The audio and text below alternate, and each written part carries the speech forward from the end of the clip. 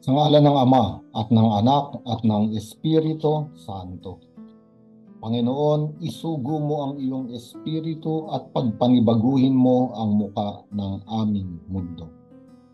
Ang ating ebanghelyo ay mula sa ebanghelyo ni San Marcos, Kapitulo 12, versikulo 28 hanggang 34. Sa ebanghelyong ito ay may isang Saduseyo na nagtanong kay Jesucristo, ano po ba ang pinakamahalagang utos?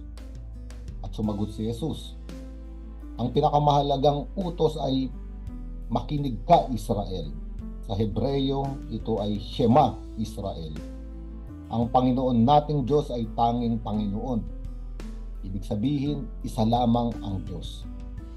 Ibigin mo ang Panginoon mong Diyos ng buong puso, buong kaluluwa, buong pag-iisip at buong lakas. At ang pangalawa, ibigin mo ang iyong kapwa gaya ng pag-ibig mo sa iyong sarili. At sabi ni Jesus, wala nang ibang utos na hihigit pa sa mga ito. Kung ating titignan, sa Biblia, lalo na sa Lumang Tipan, ay napakaraming utos, mga panuntunan na ibinigay ang Diyos sa bayang Israel, ibinigay ni Moises sa mga Israelita, at yung mga sumunod na mga guro, mga rabi, ay gumawa rin ng napakaraming panuntunan. Ngunit sa araw na ito, si Jesucristo ay nilagom.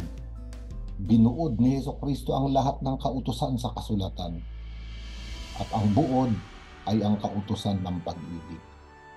Kaya nga ang unang-una, sabi ni Jesucristo, ay pag-ibig sa Diyos.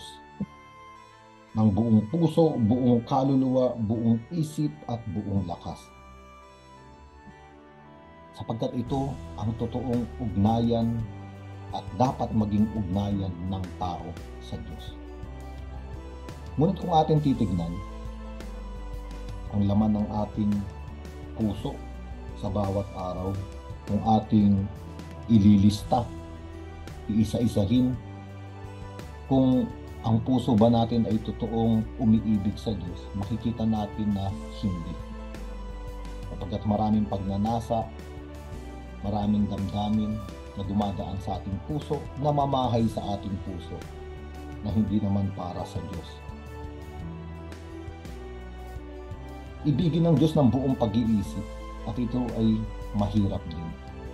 Sapagkat kung titignan natin ang mga bagay na dumadaan sa ating isip o ang laman ng ating isip, ay hindi naman lahat para sa Panginoon. Ibigin ng Diyos ng buong lakas. Kung titignan natin, dito rin tayo ay bigo. Sapagkat ang ating lakas ay hindi naman natin ginagamit para lang sa Diyos. Maraming tayong pinagagamitan ng ating lakas. Pinag-aalayan ng ating lakas. Marami tayong ginagawa at hindi naman natin ginagawa para sa Diyos. No, kaya nga, kung titignan natin at tatanggapin natin yung katotohanan, hindi nagaganap sa atin ang salitang ito. Pag-ibig sa Diyos ng buong puso, buong kaluluwa, buong pag-iisip at buong lakas. At kung titignan naman natin yung ikalawang utos, ibigin ang iyong kapwa gaya ng pag-ibig sa iyong sarili, at maaaring dito rin tayo ay bigo. Sapagkat hindi natin kayang ibigin ang ating kapwa kadalasan sa harapan ng kanilang kahinaan, kamalian at mga kasalanan. Napakahirap tanggapin. Ngunit kadalasan, yung mga hindi natin gusto na nakikita natin sa ating kapwa, ito rin yung mga kahinaan, kamalian at kasalanan na nasa ating sarili. At hindi rin natin mamahal ang ating sarili sa harap ng mga ito. Mahirap natin tanggapin na tayo ay nagkakamali. Mahirap natin tanggapin ang ating mga kahinaan. At minsan, mahirap nating patawarin ang ating mga sarili kapag tayo ay bumagsak sa kasalanan. Kaya nga, ganun din. Ang kapwa natin ay ating salamin. Ang hindi natin kayang mahalin sa kanila ay din yung hindi natin kayang mahalin sa ating sarili. Ngunit may susi sa ebanghelyong ito. ang kayang magmahal sa atin. Sa totoong tayo, sa ating mga kahinaan, kamalian at kasalanan, sa ating karumihan at kadiliman, ang totoong kayang magmahal at patuloy na nagmamahal sa atin ay ang Panginoong Hesukristo. Kaya nga, kung meron tayong totoong karanasan ng napakalalim at dakilang pag-ibig ng Hesukristo, ito ay dadaloy din sa pag-ibig sa ating kapwa. Kung tayo ay paulit-ulit na napatawad ng Panginoon, tayo rin ay inaanyayahan na paulit-ulit na magpatawad sa kapwa. At totoo, hindi natin kayang mahalin ng Diyos ng buong puso, ng buong kaluluwa, ng buong pag-iisip at buong lakas. Hindi natin kayang maganap ito sa ating mga sarili at sa ating buhay. Ngunit salamat sapagkat mayroon ng gumanap ng Shema Israel. Ang pag-ibig sa Diyos ng buong puso, ng buong pag-iisip at buong lakas. At sino ang gumanap nito para sa ating lahat? Sapagkat tayo ay kulang, nagkukulang at walang lakas na ganapin ito. Salamat, may gumaganap at gumagawa nito para sa atin. At ito ay ang ating Panginoong Hesukristo rin. Sa katauhan ni Hesukristo naganap ang Shema Israel. Noong siya ay pinutungan ng koronang tinik, iyon ay larawan ng pagmamahal ni Hesukristo ng buong pag-iisip sa Diyos Ama sa langit.